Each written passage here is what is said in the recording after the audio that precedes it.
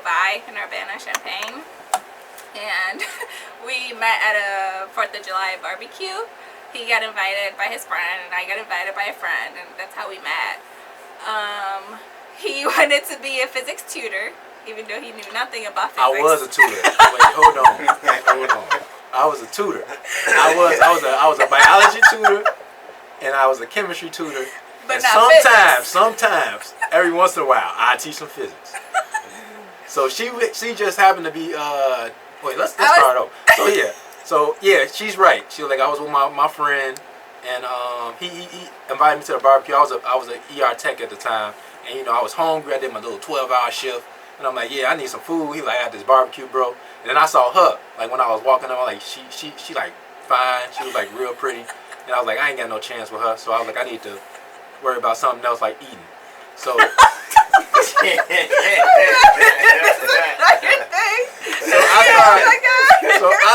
So I was like at the barbecue, and I'm like, okay, we about to eat, and she started talking to me. She was like, yeah, I'm interested in medical school and being a doctor. I'm like, oh, you are too. So that's when we had our little conversation. And then she said that she was taking physics. That's when the physics thing came up, and I was like, you know what? I do want to talk to her on the low. So like, I could go back and study a little bit of physics, and maybe I could tutor. So I'm like, yeah, I'll tutor physics. I didn't tutor like physics like that. That's how I got our information, and I started start talking to her, and that's how we did it. That's how. Yeah. Well, I guess he likes his version of the story better, but yeah, pretty Can I ask much. a question? Did y'all ever have a tutoring session? No. Oh. No. Hold on. My bad. Hold on. Okay, I tried. So she showed me her homework, right? She showed me this physics homework, right? And I'm like, okay. I remember. Anatomy? Stop it. This was physics. Oh. Like, she was talking about like gravity and then, what is it? What's the equation again? Something about the first law of I don't know, thermodynamics. I can't even remember. But I was like, I started looking up studying and all that. Like I started like briefly studying the material. I still didn't remember it because I hadn't taken physics. I hadn't taken physics in like years. So I started trying to study it, and then I tried to help her out. I couldn't help her out, but she was cool with it. And then that's when we went on a date. Yeah. Oh. I was able to help her with some other stuff though. Oh. Y'all so nasty. I mean, yeah, that's true. Like biochemistry, I helped y'all with that. Yeah, even though he ended up not tutoring me in physics for that summer, I still had like one more semester left at U of I, so he pretty much helped me with like the rest of my classes. I was taking biochem, I think evolution or ecology or some other classes, so we would go to the library, study together. In fact, he was like a really like good push, like my final semester at U of I. Like he pushed me to make straight A's that semester, so yeah. Yep. That's the one thing that strengthened our relationship. And he had to go to Carbondale because he got into med prep. So we had to do like a long distance, and in fact, pretty much majority of our relationship has been long distance. So it has been a lot, and sometimes hard. But one thing that kept us going is just our motivation to like get to our goal, like of being physicians, and also just like, I guess, our love for each other, and like always putting each other first, like no matter what, regardless of distance, it doesn't matter. Like we always put each other first. We always motivate each other to keep our eye on the goal. I agree. Yeah, we definitely had that was another thing, because we had like this same similar goal. Like even if we had like some shortcomings, we always had to like be like that push. So like if something bad happened with her, and she didn't like get accepted to something, or she didn't like achieve what she wanted, I'll be that person, be that comfort system. But more so, I'm like, hey, we gotta keep pushing, because this is our dream. It's like we can't stop. We gotta keep grinding, and like no matter if we get, if we fall, we gotta get right back up. And I always like use like these boxing examples, because I used to do a little amateur boxing. But like every time you get knocked down, what makes you tough and what makes you stronger is you getting back up and keep fighting. So that's what we do. That's what we did for each other over those years. Yeah, and like, I mean, being in the medical field is hard, and like, sometimes it's easy to lose focus, especially like you know, and not to say about like any, you know, single people out there, but like sometimes if you're single, like it's harder to concentrate because, you know, you want like love and affection, so it's like you spend majority of your time looking for someone to kind of give you that.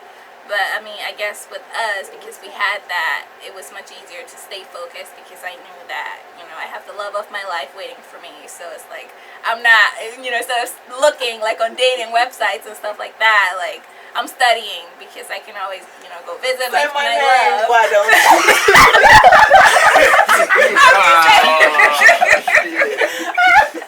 I'm not mentioning any names, but Stop it. Y'all are terrible.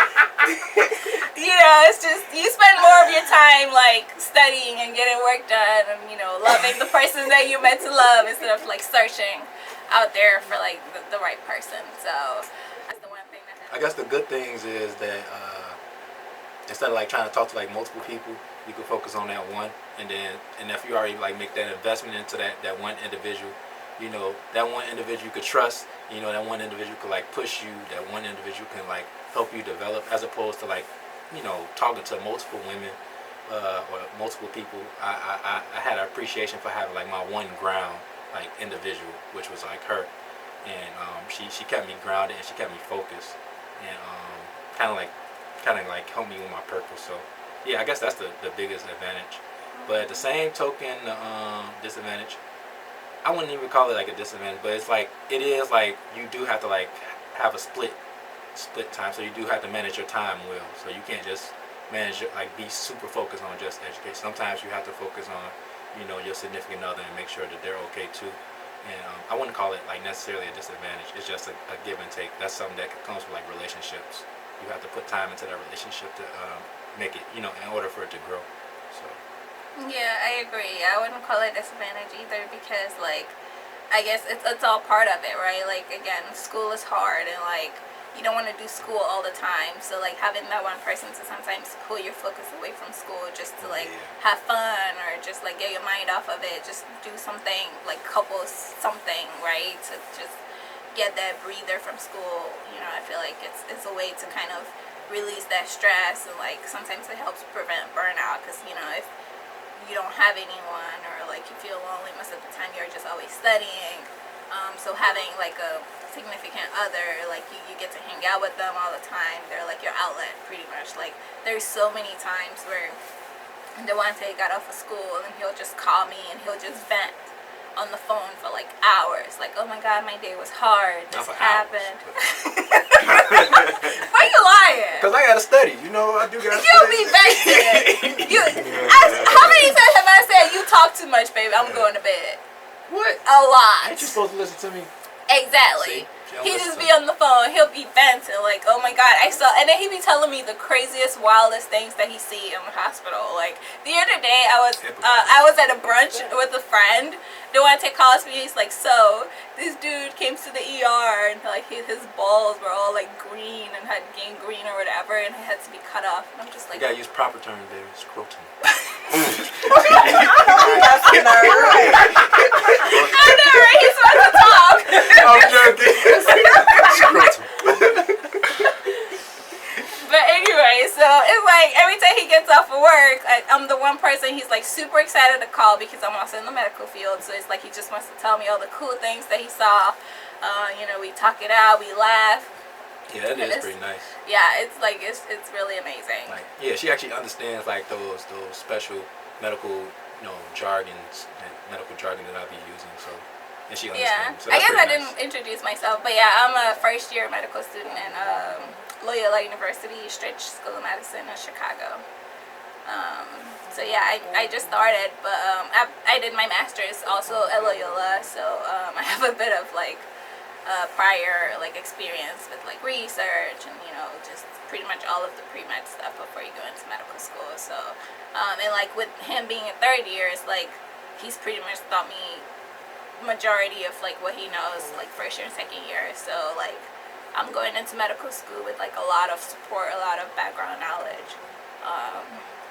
So it's easier to know that I have someone who I can also talk to like with school, because sometimes family doesn't always understand if school is hard or it's rough because they haven't been through it. But like having a fiance also in the medical field makes it easier to like talk things out, because it's more like they understand and they like sympathize and like reason with you in that sense. We'll talk about, you know, like couples breaking up, right? Like being in the medical field and breaking up, and like, you know, we'll argue about it because we always seem to have like different perspective on things. But like, I believe in working relationships out no matter what. Like my first go-to will not be, hey, let's split or let's call it quits. Like I'm not in a rush to go out there and look for someone else. Like I've built this foundation with you and I want to keep building with you. I want to grow with you. So I don't have no like motivation to go start over. So my first go-to would be, let's sit, let's talk it out, let's give each other some time to work it out, but like let's not just, you know, hang it and be like, that's it. So it's hard, yeah, time commitment, managing like the relationship, school, it is hard, but like again, going back to putting each other first at the end of the day. Like don't let distractions come in, like all these fine pretty women, skinny women, whatever. I don't know. All these men. True. You know, there are a lot of people out there, like there are a lot of distractions out there, but like always focusing on that one person that you love and remembering why you told them that you love them and you want to spend the rest of your life with them. I agree. Always putting that first, you know, is the way to go. Yeah, I agree. I feel like at the end of the day, what I learned like in a relationship, like you do make a big investment like the longer you are in a relationship, but it really comes down to, like, I know the cliche word, but it definitely comes down to compromise, like just coming to the middle. And like she just said, like communication is key. So you know, as long as you're communicating and you're trying to like compromise, like let's come to the middle, let's come to like some type of agreement, it typically works out. And if you really want it to work out, and if you really want it to like, you know, last, that's what you got to do. Because everybody gonna have some differences. But, yeah, you know. Absolutely. There's no such thing as a perfect marriage, a perfect relationship. It's all about how much work you're willing to put in, how much effort you're willing to put in to make the relationship work. So, you know, don't let anybody fool you into thinking that there's anything as a perfect marriage, perfect relationship. It's all about work, commitment, love, having each other. Girl, you should be my road dog. Road dog. Big dog. Taking off. Showing off in my DM rolling dog. To you, girl. Let's roll, girl. You my road dog. All with me, let's go now. You go done. You know done. Ain't a potion. I put things in motion.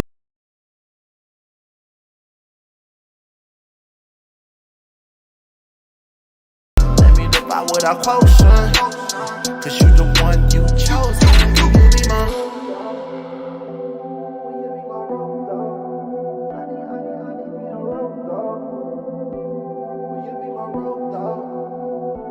You can be my road dog. You should be my road dog. I need me a road dog. You should be my road dog. I can't be scared to fuck up, so I'm out here taking risks. Risk. Can't be working hard and never see my life. Never see my life shift. But can you settle a minute? Let me explain what you missing. I keep a bowl and it's hitting. Let's take a scoop, then we dip in the combo. Get automatic. I like it talking your fabric. You a boss, you a head, and I like how you manage. I'm with your tempo. Break it down, make it simple. Like when we communicate, a real plus. No stress, that's real clutch. With you, I wanna waste time. FaceTime. Only time we gotta raise our voices, gaze line. TL long road, steady crossing state line. Settling down isn't a priority. Really, I know you wanna see more of me. Stagnant relationships, they be boring me. Life is a breeze when you just blowing me. Don't get it twisted, I'm with the 69. Switch. Drone shots with a hint of lime. Slow with the rush, baby, take time. Take time. Save time, I'm a K9. But can you be my road dog? will you be my road dog? I need me a road dog. You should be my road dog. Baby, can you come and be my road dog? Will you be my road dog? I need me a road dog.